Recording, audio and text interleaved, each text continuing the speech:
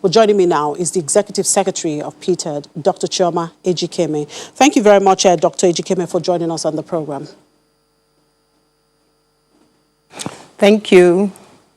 Now, can you give us... Good morning. Good morning. Good morning. You're welcome. Can you give us an overview of what has been going on within the pension industry, particularly as it concerns the defined benefit scheme that you have managed in the past 1 year? Thank you very much. I must say that in the past 1 year, it actually has been intense. I took over from the Honorable Minister for State for Environment, Barrister Sharon Ikazo, about a year ago. And the velocity with which she was moving demanded that I hit the ground running. We started with verifications, completion of verifications for parastatal pensioners. And we have been working hard to make sure that pensioners get their monthly pension regularly, as and when due. We have also been working on payment of gratuities, payment of arrears, payment of benefits to the next of kin of deceased pensioners. We've been working on trying to recover funds trapped with underwriters belonging to the defunct agencies. We've been working on a whole lot to make sure that pensioners within the defined benefit scheme are well taken care of. Now, last week, you announced that a total sum of 96 billion naira had been disbursed to pensioners between July 2019 and August 2020. How were you able to achieve this despite the COVID-19 pandemic? I must tell you that we have a crop of dedicated staff at the PTAD. And regardless of the COVID pandemic, government has been very supportive. The commitment to pensioners has been very high. So on a monthly basis, we always get the releases from government to be able to pay our pensioners. So regardless of the COVID pandemic, we've been working. Even when there was a shutdown, we were working. I declared PTAD an emergency service because our pensioners, the palliative that they get is the pension, the monthly pension. So we had to sit back and make sure that we prepared their monthly pension, following all the COVID guidelines, and we've been able to achieve that as a result. Now, we know we have a lot of outstanding, pension outstanding there. Is this 96 billion naira the last of the outstanding arrears to be paid to pensioners? If no, what plans do you have to clear these outstandings as soon as possible? The 96 billion we're talking about is the monthly pension. Monthly pension that the pensioners get on a monthly basis. The arrears are a different kettle of fish altogether. You may recall that this current administration, in its magnanimity, brought on board a lot of pensioners from the defunct agencies, the agencies that were privatized as far back as 2005. So we have been onboarding pensioners from these agencies and taking care of their pension. We also have some of them that, based on their conditions of service, they're supposed to get a one-off payment, like the NACO and ALSCON, and we'll be working on, we've actually paid 306 NACO pensioners their one-off payments, and we're continuing with that, after which we're going to start with the Aluminium Smelter Company pensioners to pay their one-off payments. We inherited a lot of arrears from these defunct agencies because the pension liabilities were just passed on to PTAD, whereas we didn't receive their pension assets, a lot of which we find the underwriters are holding on to. And we're vigorously chasing them, including taking on legal action against them to make sure that we recover the pension assets with them.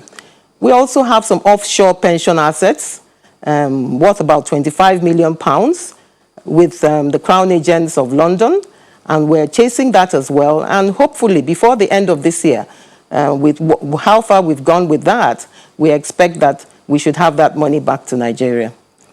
Now, talking about the Civil Service Pension Department, we have a lot of arrears in that particular department.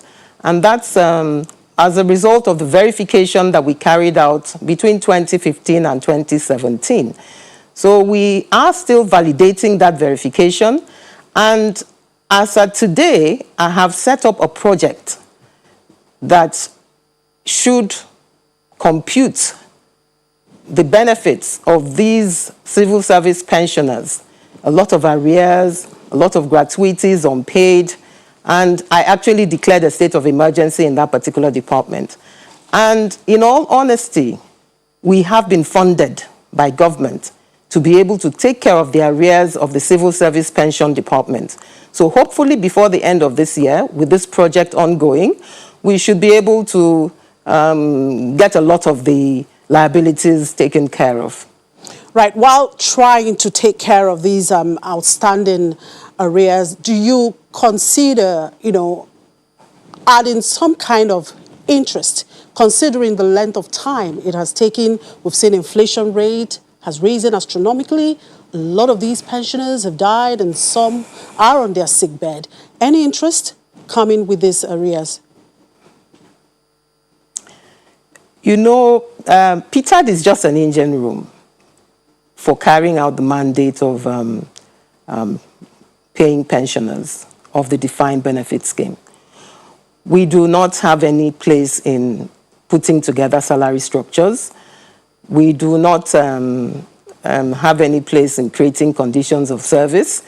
We do as we're told.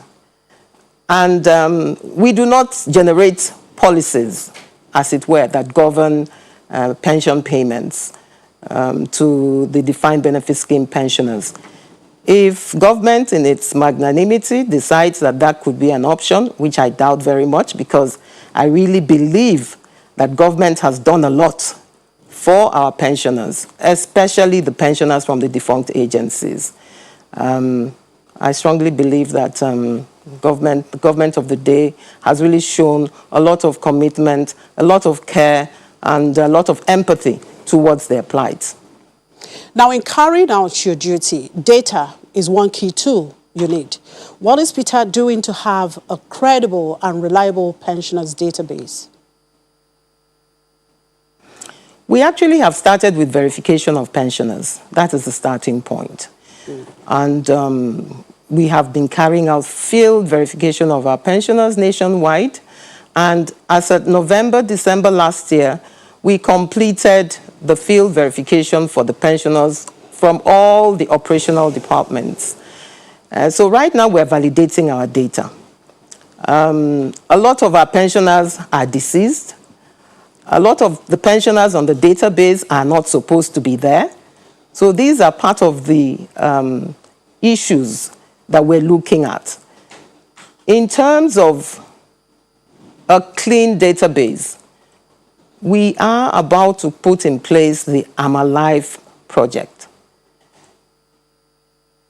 All over the banks, we have monies belonging to deceased pensioners in the banks.